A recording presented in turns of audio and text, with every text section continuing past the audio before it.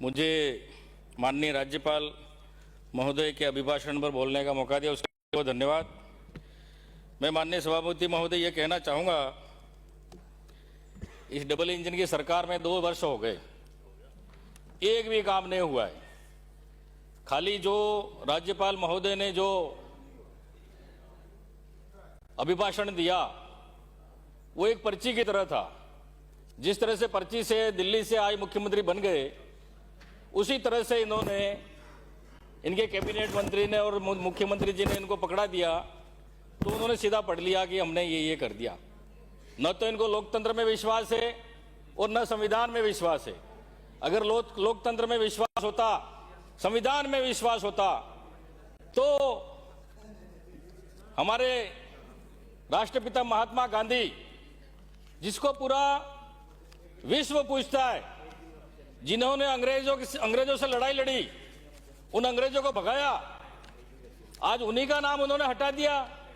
ये किस लोकतंत्र की बात कर रहे हैं, किस संविधान की बात कर रहे हैं? राष्ट्रपिता महात्मा गांधी ने अपनी गरीब जनता के लिए छूट बूट छोड़ दिए, एक धोती और लाठी पकड़कर देश को आजाद कराया।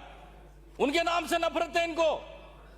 कौन से लोकतंत्र की बात कर रहे हैं ये नाथूराम गोडसे को पूछते हैं। नाथूराम गोडसे के विचारधारा के लोग हैं ये। अरे आपको योजना लागू करनी थी तो कोई दूसरी योजना लाते, उसके बाद वीबी जी, राम जी, जो नाम रखना था रखते, हमको कोई आपत्ति नहीं थी। लेकिन आपको गांधी जी के नाम से आपत्ति है, ये मैं कहना चाहता हूं। तो इस अभिभाषण में कुछ नहीं किया है, खाली नाम बदलने का काम किया है। काम कुछ नहीं हुआ, धरातल पर 1 रुपए का काम नहीं हुआ, फूटी कोड़ी का काम नहीं हुआ है। खाली इसमें असत्य बताए, एक भी काम नहीं हुआ है। माननीय सभापति महोदय, मैं कहना चाहूंगा कि शिक्षा नीति की बात करें, बिंदु संख्या 18, शिक्षा बहुत जरूरी है। इसमें शिक्षा नीति की बात कर रहे हैं। स्कूलों के भवन खंडर हैं, स्कूलों के कमरे नहीं है। टीएसपी क्षेत्र में सबसे ज्यादा शिक्षा की जरूरत है, बच्चों के बैठने की व्यवस्था नहीं है। कई सारी स्कूलें मंदिरों में बच्चों को पढ़ा रहे हैं शिक्षक, कई पेड़ की छाव के नीचे बैठ के पढ़ा रहे हैं। और आप कह रहे हो कि डबल इंजन है हमारा। काय का डबल इंजन है तुम्हारा? बच्चों की शिक्षा के लिए व्यवस्था नहीं कर सकते हो। झालावाड़ में जो, पिपलोदी में जो घटना हो गई, जो राजस्थान में कई और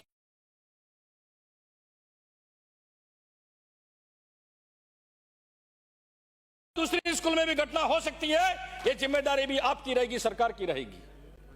और आप कह रहे हो कि हम शिक्षा नीति कर रहे हैं, हमने ये कर दिया, वो कर दिया। आज बच्चों को छात्रवृत्ति नहीं मिल रही है। कौन से संविधान की बात कर रहे हो आप? एसटी एससी को छात्रवृत्ति नहीं मिल रही है, वो बच्चे कैसे पढ़ेंगे? हमने बना दिया कोई जो गरीब बच्चे हैं उनको ऊपर उठाया जाए, उनको समान अधिकार दिया जाए, उनको पढ़ने का अधिकार दिया जाए। समय पर वो छात्रवृत्ति नहीं मिलेगी तो वो बच्चा कैसे पढ़ाई करेगा, कैसे कंपटीशन में आगे बढ़ेगा, कैसे उसको कुछ सामग्री चाहिए, कैसे लाएगा?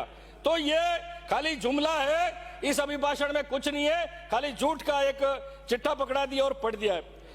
बिंदु संख्या 40 की बात करूंगा। किसान, भारत देश कृषि प्रधान देश है। अगर किसान नहीं होता ना तो हम भी नहीं होते। हम किसके लिए कर रहे हैं? मजदूरी किसके लिए कर रहे हैं? नौकरी किसके लिए कर रहे हैं? व्यापारी किसके लिए कर रहा है? पेट के लिए कर रहा है, अनाज के लिए। लेकिन आपको किसानों की पड़ी नहीं है, खाली किसानों की बात करते हैं। आज किसानों को बिजली नहीं मिल रही है, आप 6 घंटे की बात कर रहे हैं, रात में बिजली दे रहे हैं। अरे रात में टीएसपी क्षेत्र में, सभापति महोदय आप जानते हैं, वहां हमारे वहां समतल खेत नहीं है, पहाड़ी वाले खेत है, वहां पर पानी जाता है, रेलों से जाता है, यूं हो सकता है जानवर भी काट ले, लेकिन आपको कोई पड़ी नहीं है, खाली किसान की बात कर रहे हैं। आज किसान की बात कर रहे हैं, फसल खराबा हुआ, आज तक पैसा नहीं मिला है, और आप कह रहे हो कि हमने फसल खराबे का पैसा दे दिया। उस किसान को उसकी बीज भी नहीं मिला इस साल अतिवृष्टि से, क्या चारा भी खराब हो गया। लेकिन सरकार सोई हुई है, अभी तक उनको मुआवजा तक नहीं, गिरदावरी नहीं की और अभी तक मुआवजा नहीं मिला है। मेरी सरकार से मांग है कि उनको मुआवजा मिले किसान को। माननीय सभापति महोदय, पहले बजट घोषणा में बहुत बड़ी बड़ी लंबी लंबी हाकी थी। जो किसान हल से खेत जोतेगा, हल से खेती करेगा, उसको 30,000 रुपए हम देंगे। आज तक एक किसान को नहीं मिला है। आज तक एक किसान को 30,000 नहीं मिला है। वो कागज में पटवारी के पास, सचिव के पास फोटोकॉपी करा के 2,500-3 हजार रुपए उसका खर्चा हो गया। आज तक किसान को 30,000 नहीं मिला। और कोई किसान तो बेचारा 30,000 रुपए मिलेंगे यूं करके किसी से बेल भी खरीद के लाया और उसने खेती की, लेकिन आज तक उसका 30,000 का कर्जा चढ़ रहा है। क्या डबल इंजन सरकार है आपकी? इससे अच्छा तो हमारी एक सिंगल इंजन की सरकार ठीक थी। 2 साल कोरोना होते हुए भी 2.5 साल में इतना विकास किया और उद्घाटन भी कर लिया। और कांग्रेस के काम क्या आप उद्घाटन कर रहे हो? कांग्रेस ने जो काम किया उसका उद्घाटन कर रहे हो। अरे नई बिल्डिंग खड़ी करो, उसका उद्घाटन करो। माननीय सभापति महोदय, और खाद की बात तो पूछो मत, खाद तो पूछो मत। खाद गरीब को नहीं मिल रहा है। वो सुबह भूखा प्यासा वहां खाद की दुकान में लाइन में अड़ा हुआ है, लेकिन वो व्यापारी वर्ग है, व्यापारी दुकान में बेच रहा 700 रुपए में एक कट्टा, उसके पास कैसे गया? लेकिन गरीब को नहीं मिल रहा है। आप किसान के हक की बात कर रहे हैं? किस अधिकार से आप किसान के हक की बात कर रहे हैं? आप शोषण करने का काम कर रहे हैं, इसके अलावा कोई काम नहीं हो रहा है।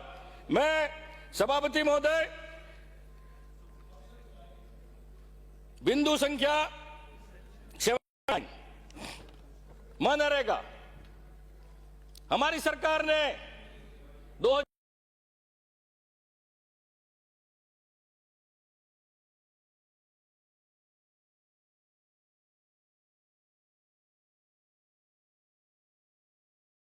2005 में इससे उनका परिवार चलता है, लेकिन आपने इसका नाम ही नहीं बदला है। इसको धीरे धीरे खत्म करना चाहते हो। अब केंद्र सरकार 90% पहले पैसा देती थी, अब कह रही है कि हम केंद्र सरकार 60% पैसा देगी और 40% राज्य को वहन करना पड़ेगा। अब राज्य हाथ ऊंचा कर लेगा, भाई 40% हम खर्चा नहीं कर सकते, तो धीरे धीरे ये नरेगा खत्म कर रहे हैं और गरीब और आदिवासी दलित को खत्म करना चाहते हैं। आप रोजगार नहीं देना चाहते। वहां पर प्लान होना पड़ेगा, लोगों को अहमदाबाद जाना पड़ेगा, गुजरात जाना पड़ेगा। और आप बात कर रहे हैं कि वीबीजी रामजी भाई 125 दिन कर दिए। अरे 125 दिन तो हमारी सरकार ने किए थे, गहलोत सरकार ने किए थे। 125 दिन की गारंटी दी थी, आपने क्या अलग कर दिया? अरे 200 दिन करते, दूसरी योजना लाते, लेकिन धीरे धीरे आप इस नरेगा को खत्म करना चाहते हैं। और गांधी जी को पहली बार नहीं मारा उस समय देश, आज आप दूसरी बार नाम हटा के दूसरी बार गांधी जी की आपने हत्या की है, लेकिन जनता समय आने पर आपको जवाब देगी। माननीय सभापति महोदय, माननीय सभापति महोदय, यह सामाजिक सुरक्षा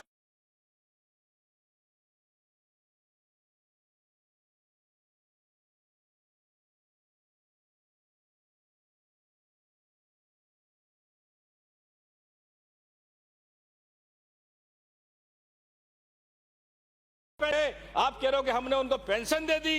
अरे पेंशन कहां से दे दी? लोग रोज चक्कर मार रहे। पेंशन लोगों को 6-6, 7-7 महीने तक नहीं मिली है। उनकी पेंशन वास्तविक आप खाते में डलवाइए। उसके बाद पीएम आवास की किस्त नहीं मिल रही है। आप कह रहे हो कि पीएम आवास दे दिया हमने, इतने को पीएम आवास दे दिया। पीएम आवास की किस्त नहीं मिल रही है समय पर, उनके अभी तक मकान अधूरे हैं। 6-6 महीने, साल भर होने आ गया, नहीं मिला। उसके बाद मेड कारीगर का भुगतान नहीं हुआ है, मटेरियल का भुगतान नहीं हुआ। शिक्षा अथॉरिटी में जो काम निकलने चाहिए वो नहीं निकल रहे। और डबल इंजन की सरकार कच्चे काम भी नहीं निकाल रही है। माननीय सभापति महोदय, अभी समय नहीं हुआ मेरा। बिंदु संख्या 102 बहुत ही इंपॉर्टेंट। हमारे माननीय मंत्री महोदय बैठे हुए, जनजाति मंत्री, मां बाड़ी कह रहे हैं शिक्षा को बढ़ावा देने के लिए हमने 215 नई महाबाड़ी केंद्र प्रारंभ किए। लेकिन ये महाबाड़ी प्रारंभ करने के लिए मंत्री जी आपके पास कितना कमीशन आया?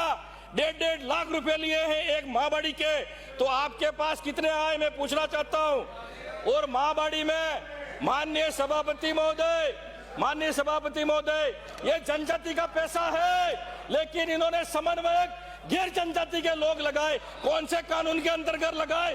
कौन से कानून के अंतर्गत लगाए? और तो पूरा जनजाति का बजट है, जनजाति का बजट है, जनजाति का बजट है, जनजाति का बजट है। जनजाति का सभापति महोदय, सभापति महोदय, सभापति लगा है। मैं माननीय सभापति महोदय, जिस तरीके की गैर जिम्मेदार बात माननीय सदस्य ने कही है, इसको सदन से इसको हटाया जाए। अगर उनके पास कोई सबूत है, किसी भी मंत्री के खिलाफ